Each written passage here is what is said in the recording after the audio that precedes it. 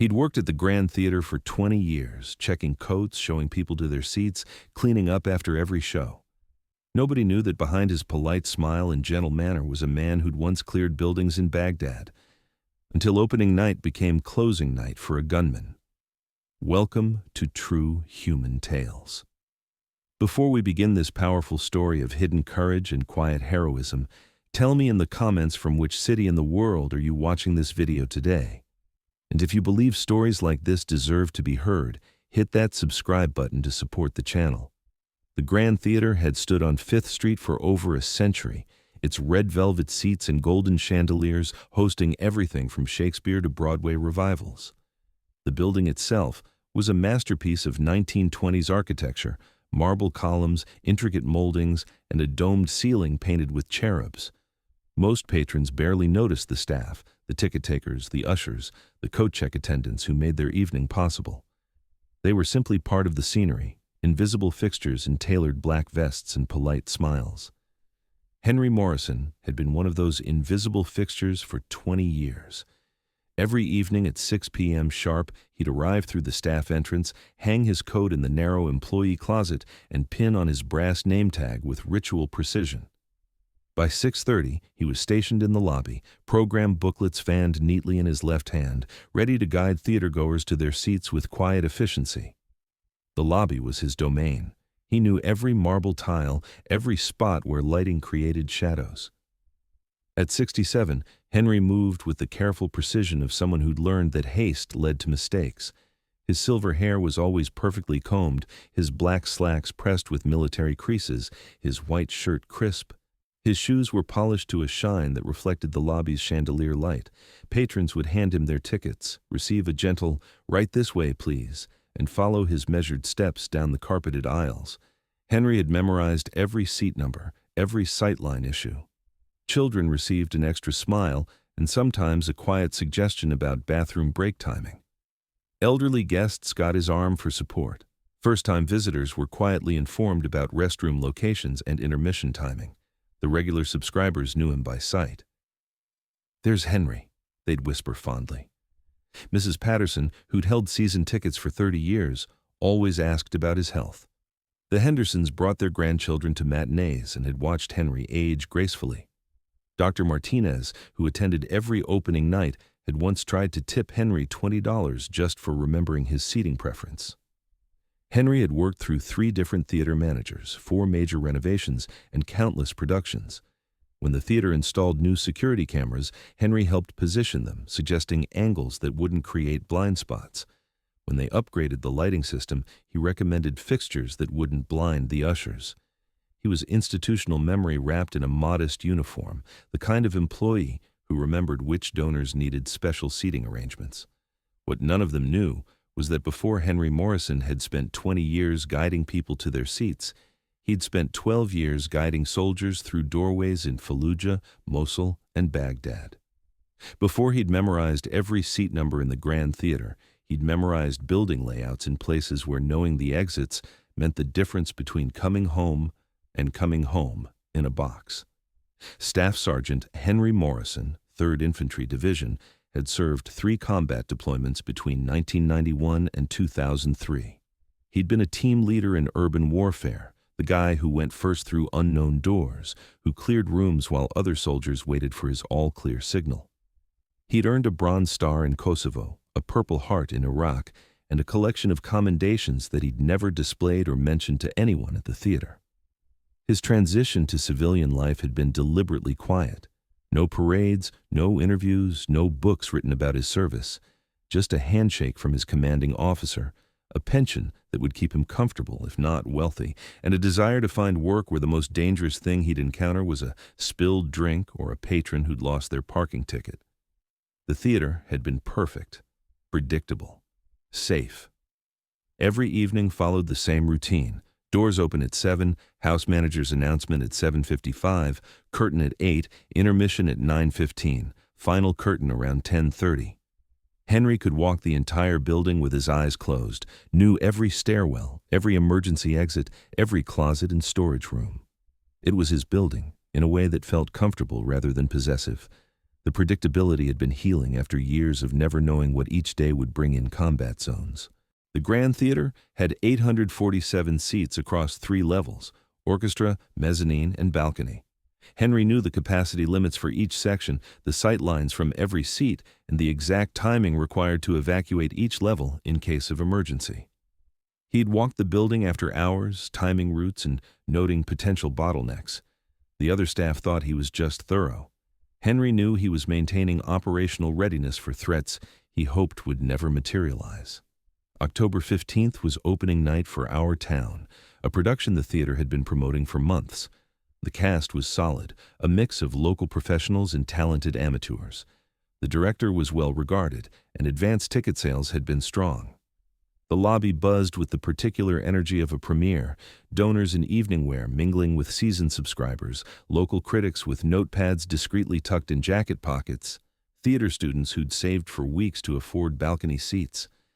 Henry worked the crowd with his usual calm efficiency, directing traffic and answering questions about seat locations and coat check procedures. He noticed the young couple celebrating their anniversary in row J, the elderly woman attending her first show since her husband's death, the group of high school students whose drama teacher had splurged on good seats. These details weren't part of his job description, but Henry had learned that knowing your people made everything else easier. He remembered faces, preferences, special occasions. The same attention to human intelligence that had kept his unit safe overseas now helped him provide better service to theater patrons. By 8:05, the house was full, and Henry had taken his usual position in the back corner of the orchestra section, where he could monitor both the performance and the audience. His folding chair was positioned against the back wall, giving him clear sightlines to all 3 seating sections and quick access to the lobby. His job during shows was simple: watch for medical emergencies, discourage photography, and maintain quiet. 20 years of muscle memory allowed him to spot trouble before it became disruption. The first act proceeded smoothly. Emily Webb and George Gibbs fell in love on schedule, the stage manager narrated with perfect timing, and the audience settled into the familiar rhythm of Wilder's masterpiece. Henry's eyes swept the crowd automatically: a coughing woman in row F, who might need a throat lozenge, a restless child in row M, whose parents were managing the situation well, an elderly man in row D who'd been to the restroom twice and might need assistance later. At 9:12, 3 minutes before scheduled intermission, Henry noticed him. The man had entered through the rear lobby doors, moving against the flow of early departing smokers and patrons heading to the restroom.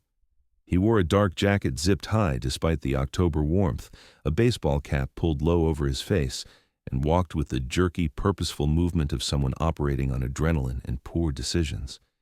Henry's radar, dormant for years but never fully disabled, began to ping warnings. The man wasn't looking for his seat. He wasn't consulting a ticket or program. His eyes were scanning the crowd with the systematic sweep of someone conducting surveillance, his right hand inside his jacket in a position that sent cold recognition down Henry's spine. His movement pattern was all wrong for someone attending theater: too focused, too aggressive, too ready.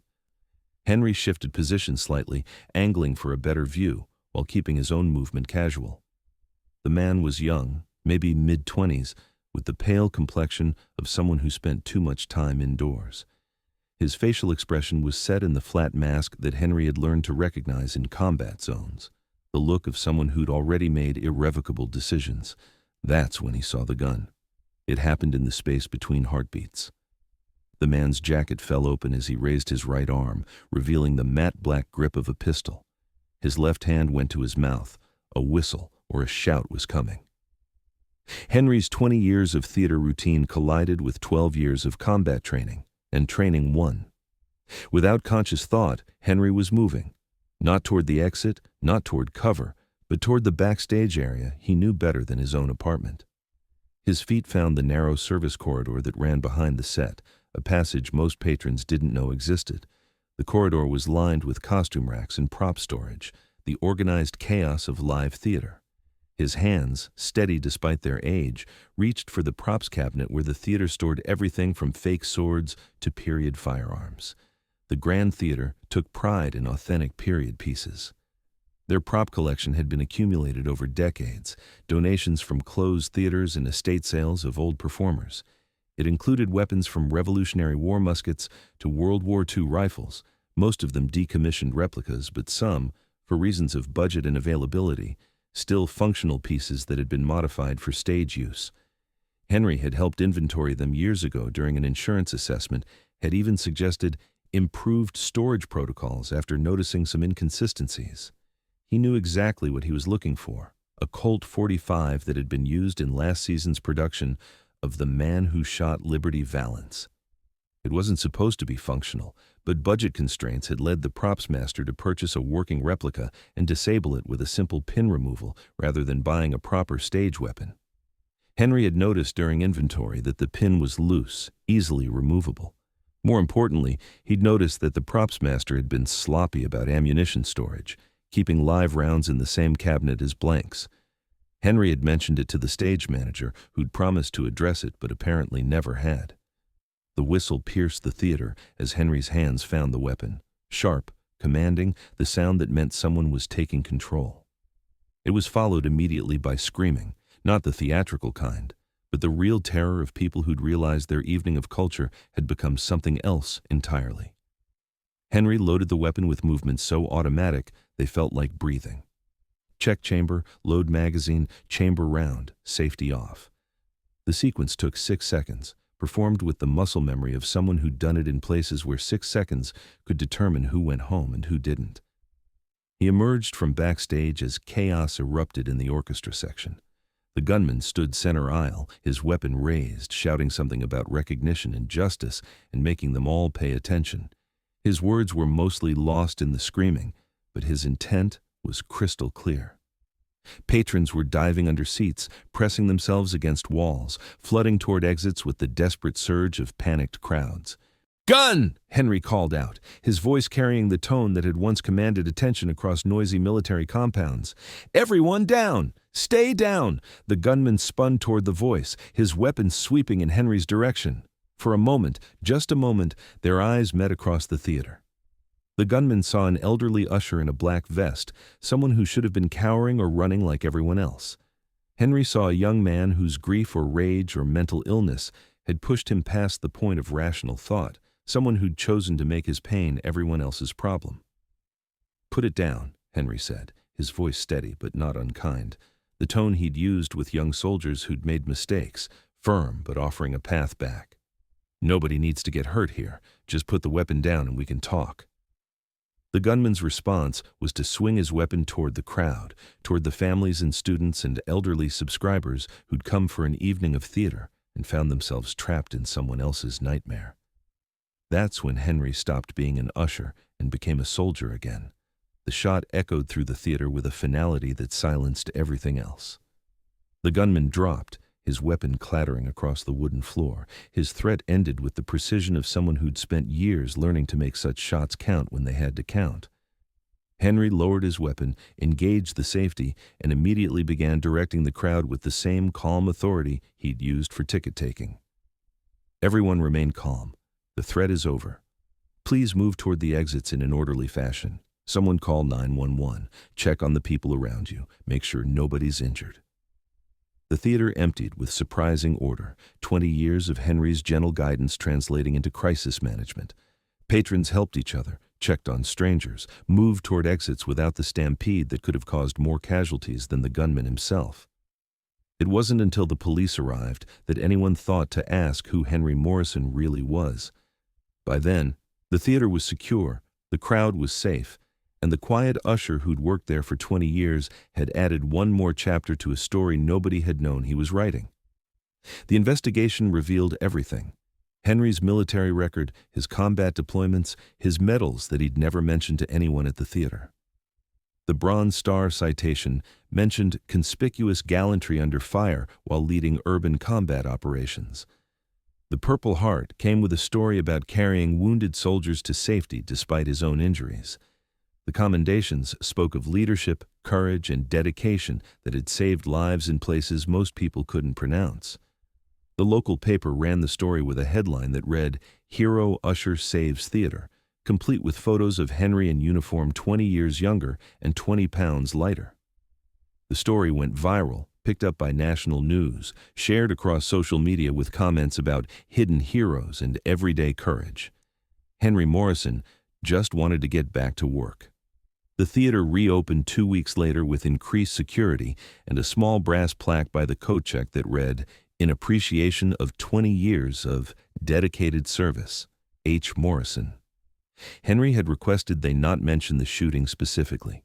He preferred to be remembered for the thousands of evenings when nothing happened, when people came for culture and left safely, guided by a man who asked for nothing more than the quiet satisfaction of a job well done. Some reporters tried to interview him, wanting to know about his military service, his transition to civilian life, his thoughts on heroism and duty. Henry politely declined them all. He'd done his job, the way he'd always done his job, and that was enough. Because some men don't need recognition or praise or their names in headlines. They just need to know that when the moment comes, if it ever comes, they're ready to do what needs to be done. Henry had spent 20 years learning that the theater was just another building to protect, and the patrons were just another group of people depending on him to keep them safe. The difference was that, this time, everyone found out what Henry Morrison was really capable of. And maybe that was enough. So now I ask you, have you ever met someone like Henry? Someone who seemed like just a friendly theater usher until the moment they revealed the depths of their expertise and dedication? Someone whose daily presence made you feel safer without knowing why?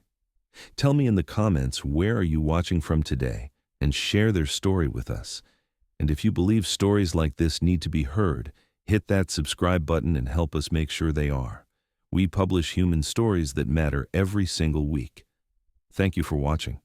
We'll see you in the next story. And remember, sometimes the person showing you to your seat knows more about protection than you could ever imagine.